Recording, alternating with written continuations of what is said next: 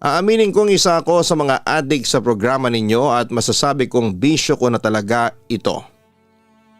Siya nga pala, tawagin niyo na lamang po ako bilang Ayesha. Gusto kong ibahagi sa inyo ang aking past love life at masasabi kong first love at first puppy love.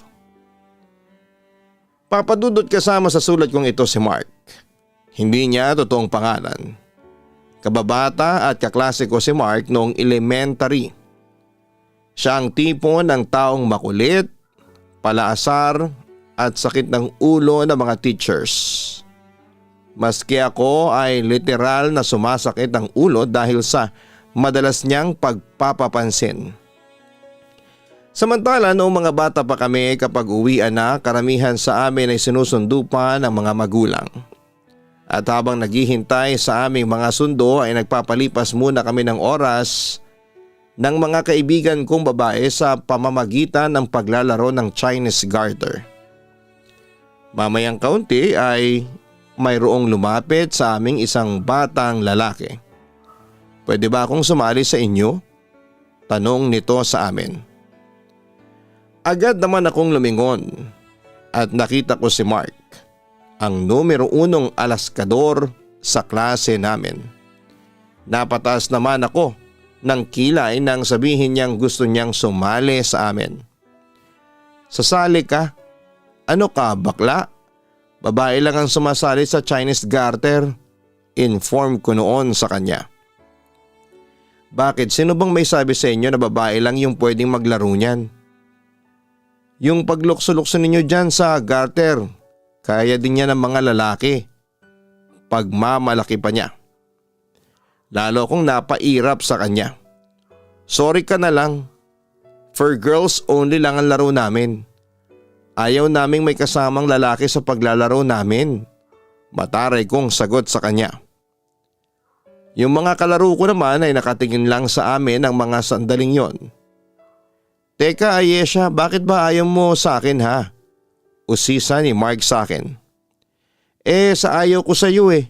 Anong magagawa mo? Mataray kong sagot sa kanya. Grabe ka naman. Tila nasaktan si Mark sa sinabi ko sa kanya. Malikot at makulit ka kasi. Sisirain mo lang yung paglalaro namin. Dagdag ko pa sa kanya. Ikaw Ayesha, sinubukan kong maging nice sa'yo pero ayaw mo. Ang pangit mo naman. Biglang wika pa niya sa akin habang nangaasar.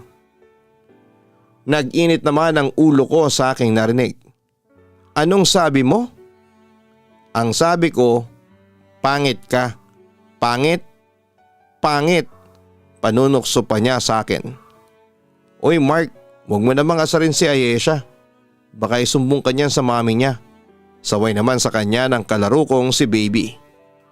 Kahit magsumbong pa siya sa mami niya, hindi ako natatakot. Nagmamalaking sagot pa ni Mark sa aking kalaro. Talagang isusumbong kita sa mami ko. Napipikong sabi ko sa kanya. Di isumbong mo. Pangit si Ayesha. Pangit si Ayesha. Pangit si Ayesha. Pangasar pa niya sa akin habang tumatawa. Sa sobrang pikon ko ay nilusob ko si Mark at pinaghahampas siya sa katawan at mukha. Gumanti rin si Mark sa pangahampas sa akin. Pagkatapos noon ay kinuha pa niya ang puyod ko sa buhok, pagkatapos ay patakbo itong umalis.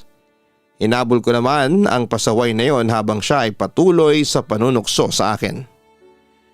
Nang hindi ko na siya mahabol ay napasalampak na lamang ako sa damuhan at napaiyak.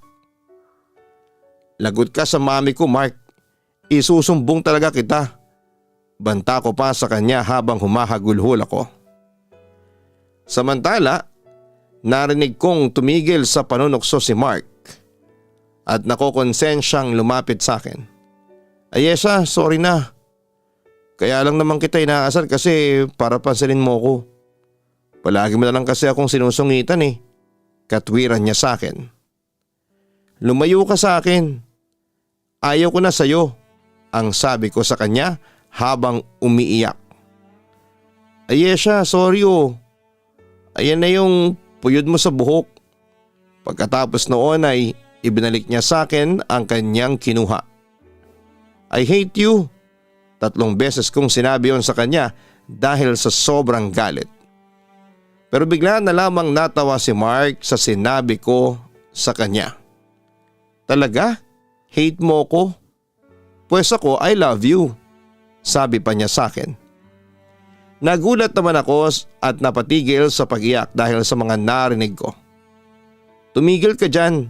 Ang bata-bata mo pa para sabihin yan sa akin. Yun ang totoo, Ayesha. Mahal kita. Git ni Mark. Alam kong paglaki natin, mamahalin mo rin ako. Tandaan mo yan. Kumpiyansang sabi pa niya sa akin. Papa Dudut, hindi ko talaga alam ang dahilan kung bakit ganon ka grabing mangulit si Mark sa akin. Palagi niya akong kinukulit, inaasar kaya madalas ay umiiyak na lamang ako at nagsusumbong sa mga magulang ko. Sa kabilang banda, hindi ko siya sineseryoso sa pagsabi niya ng I love you sa akin.